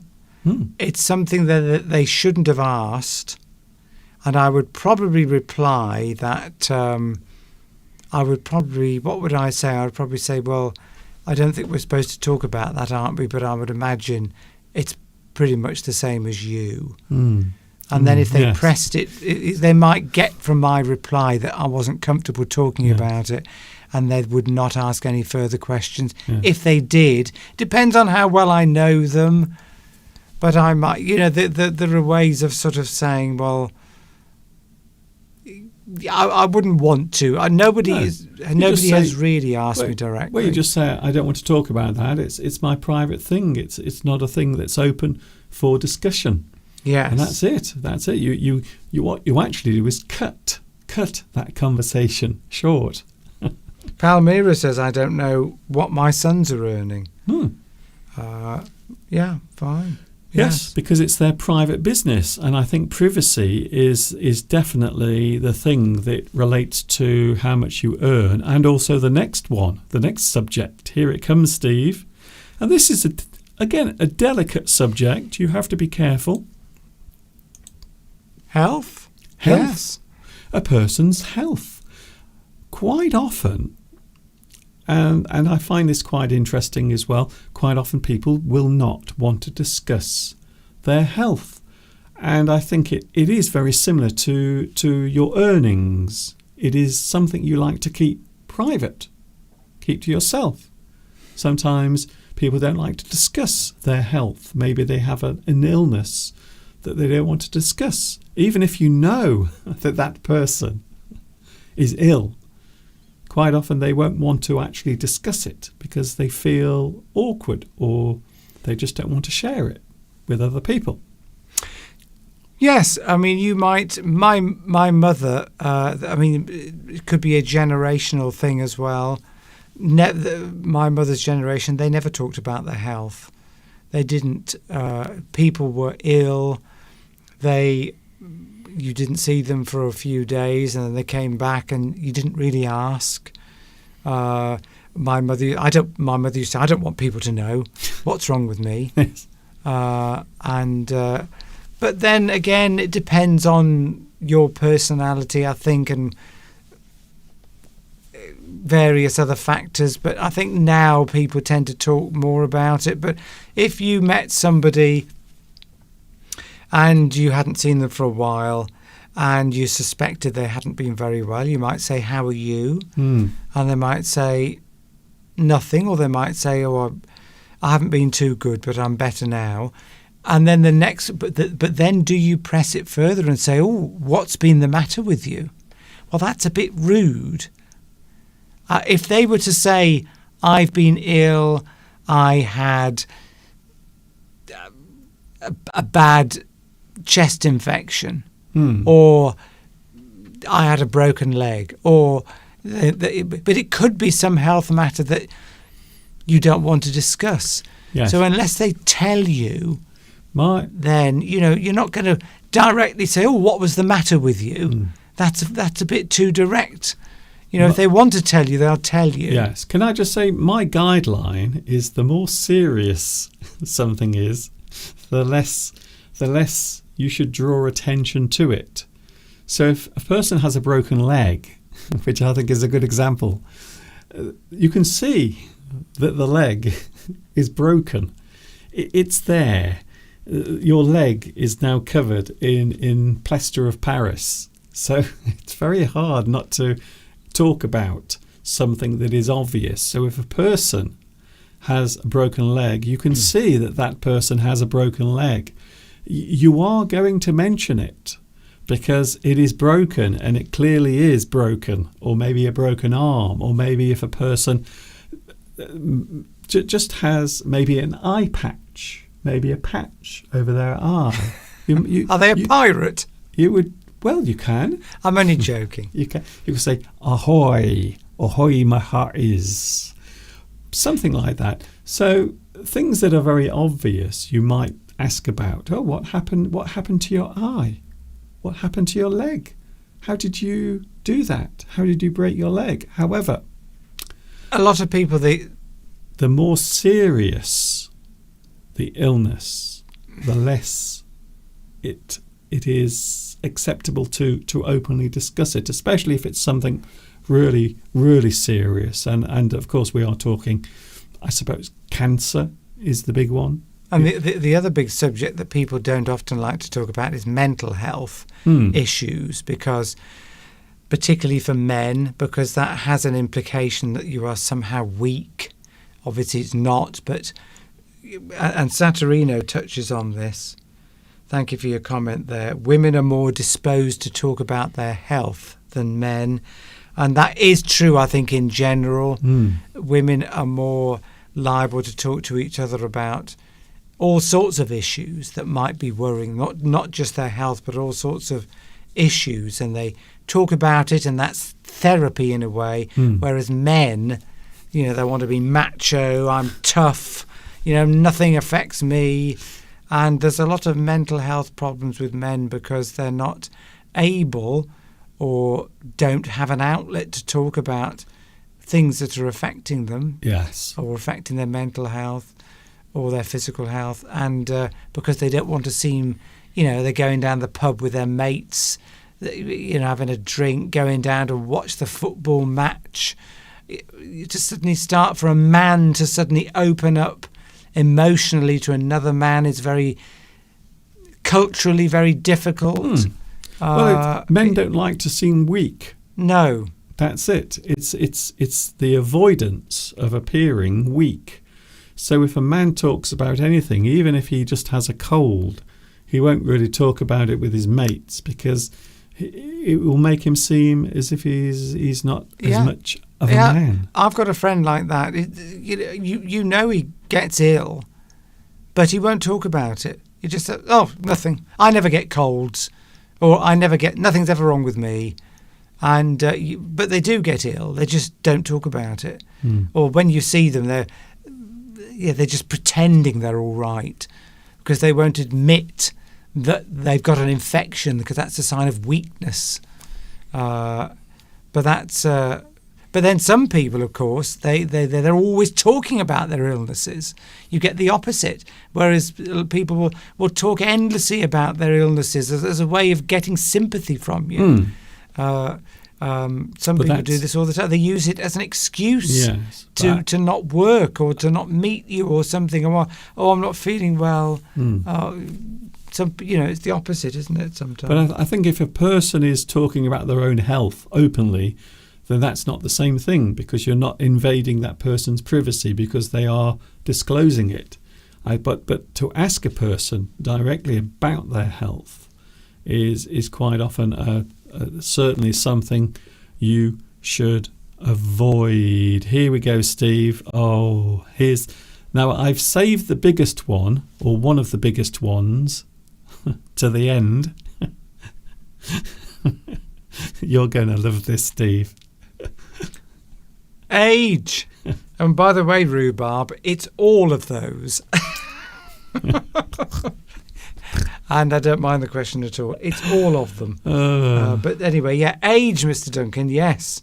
How old are you, Mr. Duncan? For me, you see, the problem is, and this is a big problem. Can I just say, I love being here on YouTube. I love being a YouTuber. I've been doing this for many years and I do get a lot of questions, a lot of things asked. Sometimes people write to me with nice things and sometimes people write to me with really rude and horrible things, accusations and things like that of being rude or racist when I haven't done anything like that at all. So being in the public eye means that there are certain pressures against you that other people don't have to worry about. And one of them, of course, is age. So if you are a famous person, and we know this is true, Steve, don't we? Because we see so many celebrities having facelifts, plastic surgery to pull everything back like that. So we know that if you are famous or in the public eye, your age becomes a very sensitive thing. You have to protect it. You have to seem young forever because you can't be old. People won't watch your movies or buy your things or listen to your music anymore because you're old. So age is a very sensitive subject. It is. I mean, there's a phrase that's often used, never ask a lady her age. That's used a lot in the UK.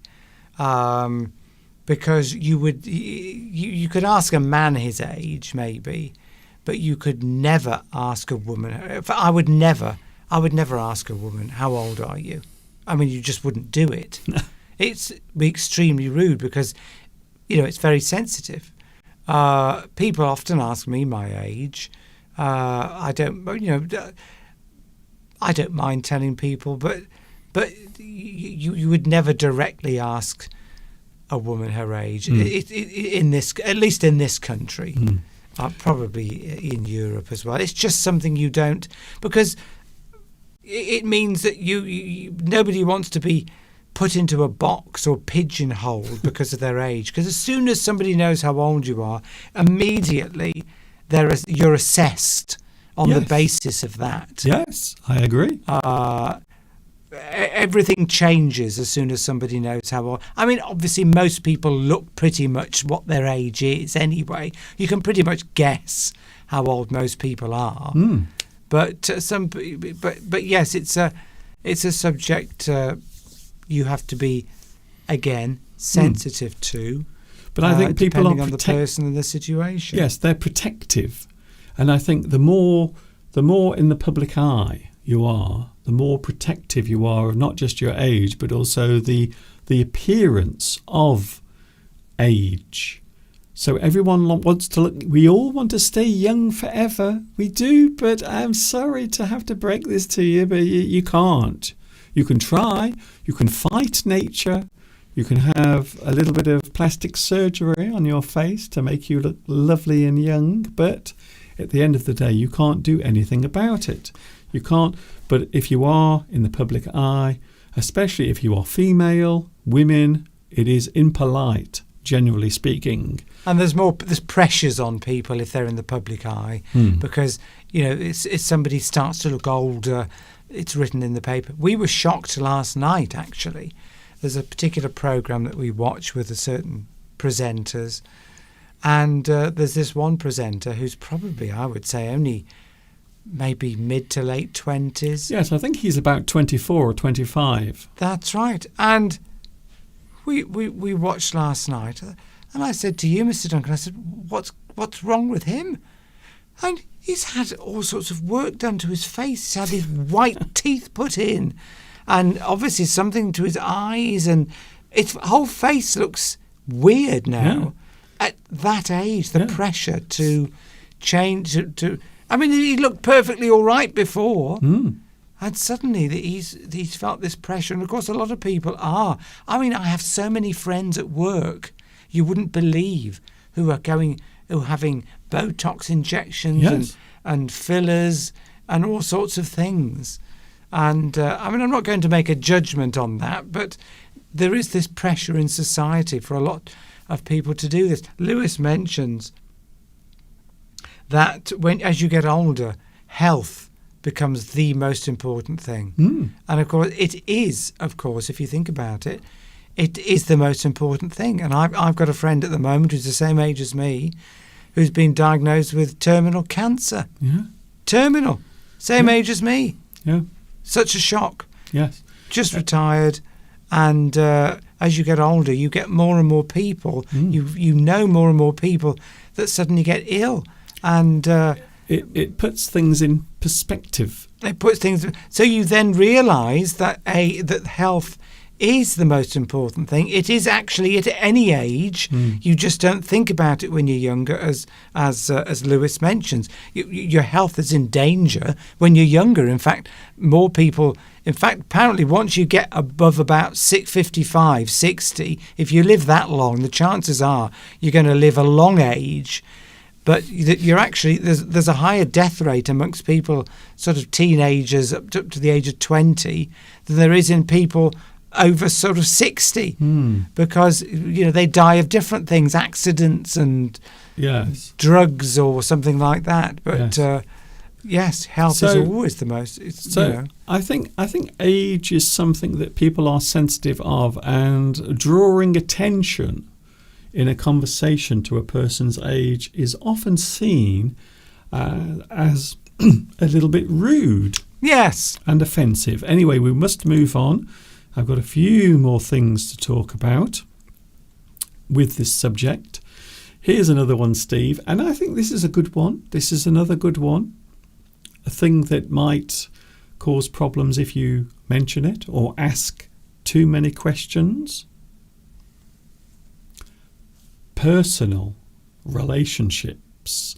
Relationships. A relationship you might be having with another person, maybe a romantic relationship, maybe a secret relationship, maybe a relationship that you're having and you don't want other people to know about.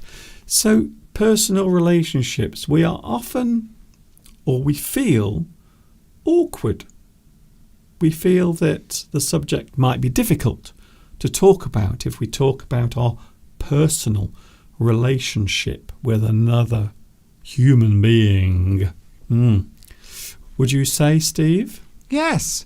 I mean, they used to. Yes, personal relationships. You've got to know the person well, haven't you? You can appear rude if you ask too many personal questions. I mean, generally, if you're asking personal questions to somebody, it can come across as a bit rude.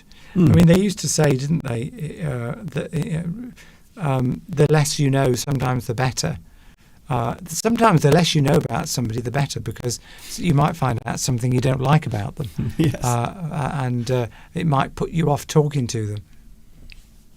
And gossip, of course, you might find out there could be all sorts of rumours and gossip going around about somebody.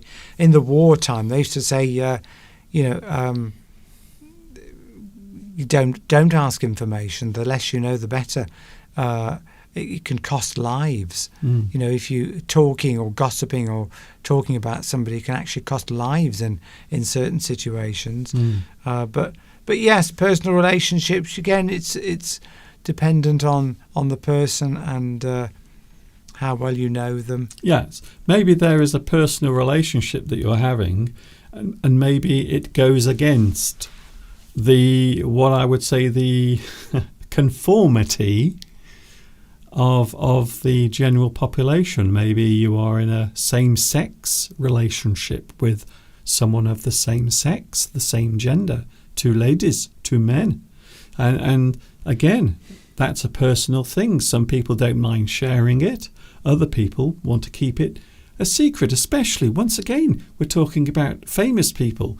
And history has shown that there are many celebrities who have had relationships with a person of the same gender, and they've tried to keep it a secret. They've kept it to themselves because they feel that is their own personal space. That is their own boundary, and they are in that boundary, and the other person they are with is also in that boundary. They share a relationship, but it is not for the public domain. So a personal relationship might go against what some people believe to be right or normal. Of course, these days we are slightly more enlightened, so that doesn't happen so often, but it still does happen, I suppose. If you're going to reveal personal information about yourself to somebody, and let's face it, most people do like to talk about themselves, particularly if you're in a romantic relationship with somebody. The chances of you being able to keep that to yourself is going to be very slim, because you will be dying to tell somebody, a best friend or something, about this wonderful relationship, because naturally you would want to probably share that information. You've really got to trust that person, yes, that you're telling, that they're not going to pass that on to somebody. Oh, do you know what I just found out? Such and such as having a relationship with, gossip. Gossip. In fact, is easy to spread. the more naughty, or the more against what is seen as normal, the more it goes against that, the more juicy it becomes. And that's what we often see in newspapers and in magazines when something like that is revealed.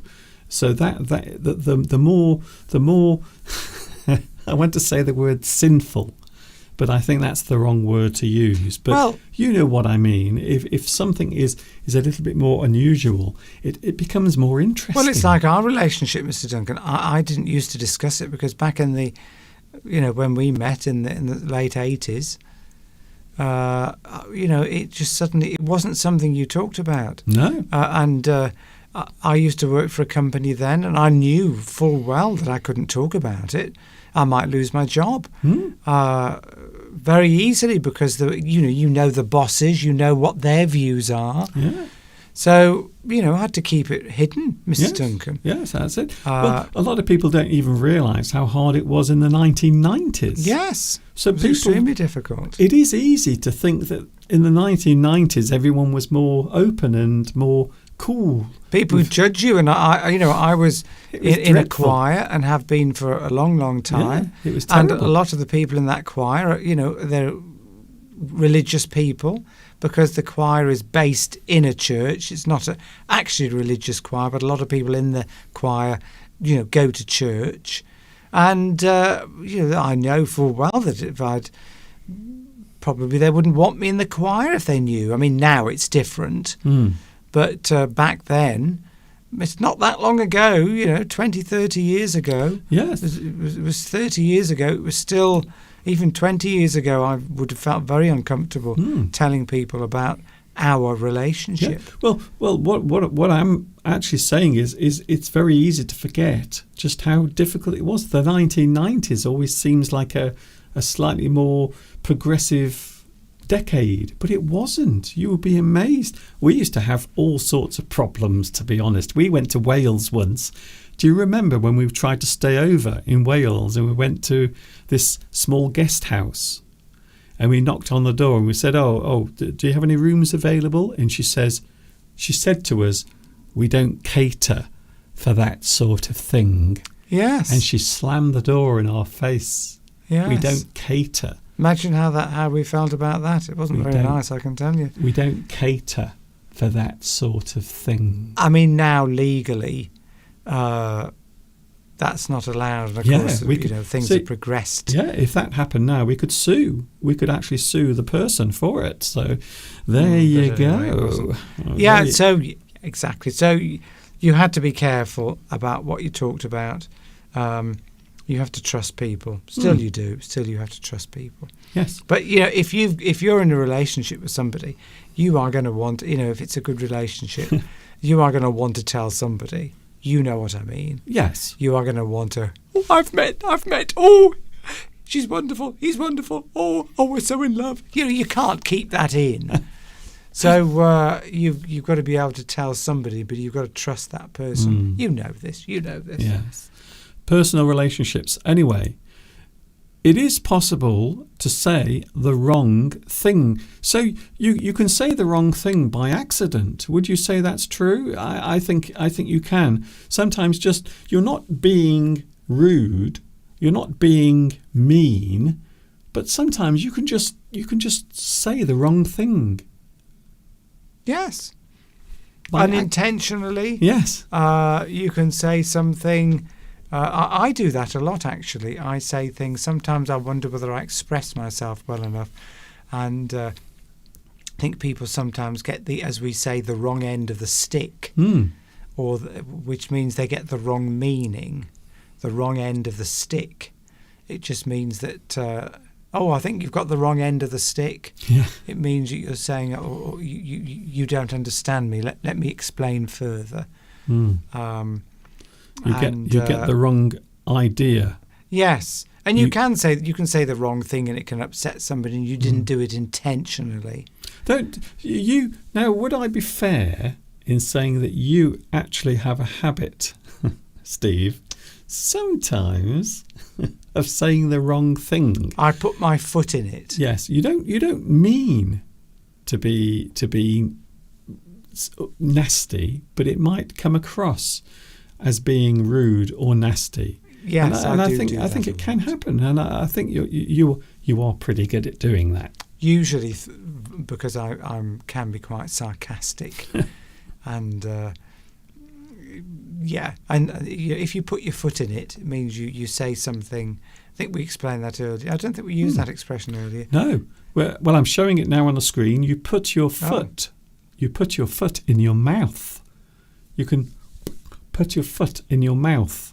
It means you say something really stupid or something that other people might take the wrong way. It might appear offensive to someone else. You put your foot in your mouth. Or you can just say you put your foot in it. Yes. And that can also mean, I think, put your foot in dog poo, can't it? You put your foot in it. Well, I think that's what it's referring to. You've stepped into something that's unpleasant. Yes, you stepped into something unpleasant. Obviously, if you step into dog poo, Yeah. that's very unpleasant and uncomfortable and embarrassing and smelly and nasty. So if you put your foot in it in terms of something you've said in a conversation, it means you've said something nasty or something you probably... It's an accident, because stepping in dog poo is an accident. You don't do it intentionally. Yes. But you put your I've put my foot in it, Here's another one. You let the cat out of the bag by revealing a secret. And I think maybe you almost mentioned this earlier. So you let out something. You let out a secret. You give out information, but you didn't mean to. You accidentally gave away a secret. You revealed something. You let the cat out of the bag. A slip of the tongue, thank you, Valentin, is another a slip of the tongue. I didn't mean to say that. That's it. That's similar to put your foot in it, a slip of the tongue. And I didn't mean to say that, sorry. There it is on the screen now. All right. Oh, Valentin's ahead of the game. A slip of the tongue is something said by mistake. You didn't mean to say it. It was accidental. You said it, but you said it accidentally. You did not mean to say it. Again, Olga, you see, Olga's touched on another point which other people have mentioned earlier about the way you say something. Olga says, I often worry about words I said, if my words can be interpreted rudely. Yes, but if you're going to be rude, you would be saying it with a certain tone of voice and expression. Yes. So if you say words, if you say something that does upset somebody, if you're not doing it intentionally, they will probably know from your expression and your tone that you didn't mean to be offensive. So I don't think there's any need to really worry too much about that. Yes. You often know when a person is being sarcastic. They let you know somehow, normally with the tone of their voice. Maybe if you've been meeting up with someone and they've been waiting for you and you're late, they might say, oh, it's nice to see you here on time. But your tone of the voice, the tone of your voice is saying the opposite. So sarcasm can be quite subtle, where you are saying something positive, but you are expressing it in a negative way. And finally, of course, you can just let something slip out. You let something slip out. Maybe you are going away and having a secret wedding with your lover, and you tell your best friend, but then they accidentally tell someone else. They let it slip out. It becomes knowledge to others because you mentioned it or you said it. Yes, it's very difficult. If somebody tells you a secret, it's very difficult sometimes. Some people can keep secrets. Yeah. Other people can't. It's we all know the people that can't, and you soon find out who those. If people come to you and tell you information about other people at work, you probably know that that's not the person to go and tell any confidential information to. Because if they're telling it to you, you've often said this about, we've got a neighbour here near us who you go to visit them and they will suddenly tell you all about the other neighbours and what they're doing and what they've said. And you just think to yourself, I better be careful here telling this person any information, because if they're telling me about other people, you can bet that they are telling other neighbours about information they get about me. Yes, that's how a gossip. A person who gossips is a person who gets information by other people by getting them to trust them. And so you can get all of that information from other people, and then you go round and give them information about yourself, and then they tell other people about that. And I think gossiping, I think it's one of the worst of all of the things that people do to others. I think gossiping is the worst. I love gossiping, Mr. Duncan. I love it. I know you do. I hear you sometimes on the telephone. I'm a horrible person. You might be sometimes. Rhubarb says that I look red. Oh. I look red. It's probably blood pressure. Yes. I don't know. He says he's joking, but I'm not sure.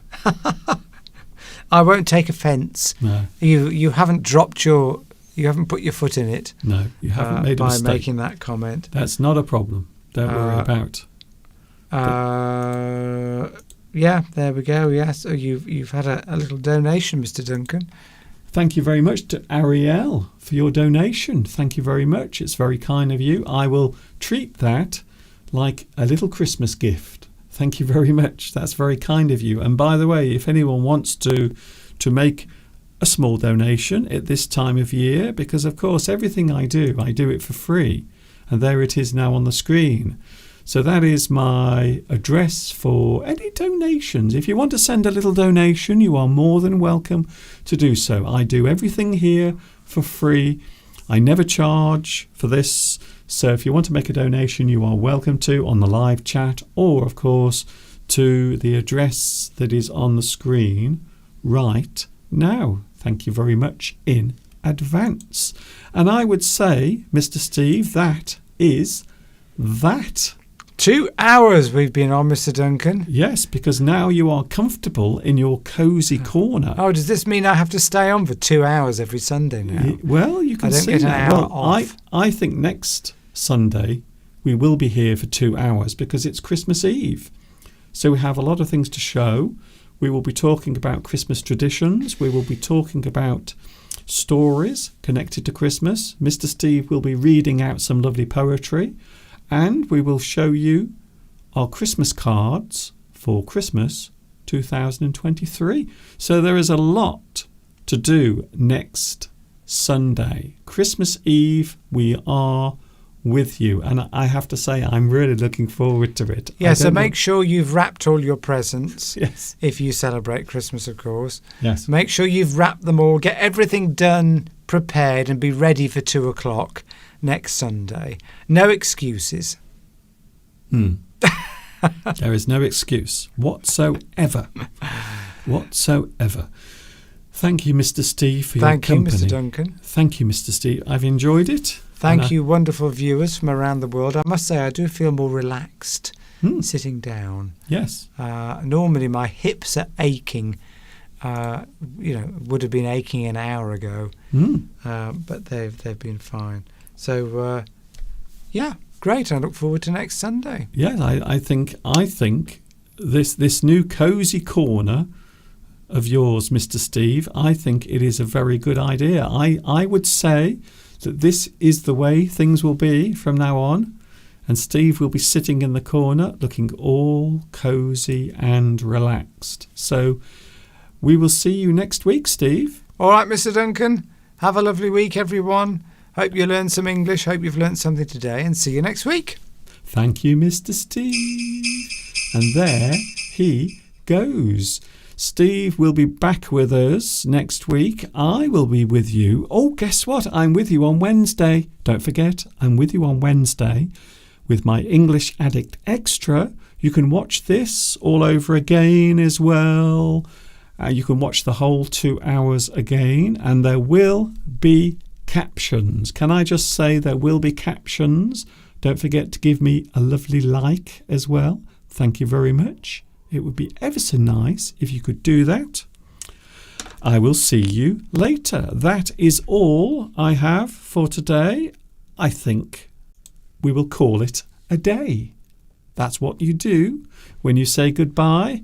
When you end something, you say that you will call it a day. It is time to call it a day, and I will see you on Wednesday from 2 p.m. UK time. Enjoy the rest of your Sunday. If you are preparing for Christmas, I hope those preparations go well. Don't forget, we are back next week from 2 p.m. UK time as well. Next Sunday, Christmas Eve, we will be with you for 2 hours, I promise. See you later. This is Mr. Duncan in the birthplace of English saying thank you for watching. See you soon. And of course, until the next time we meet here on YouTube, you know what's coming next. Yes, you do.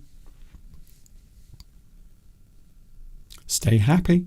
Keep that smile on your face. And of course, ta-ta for now.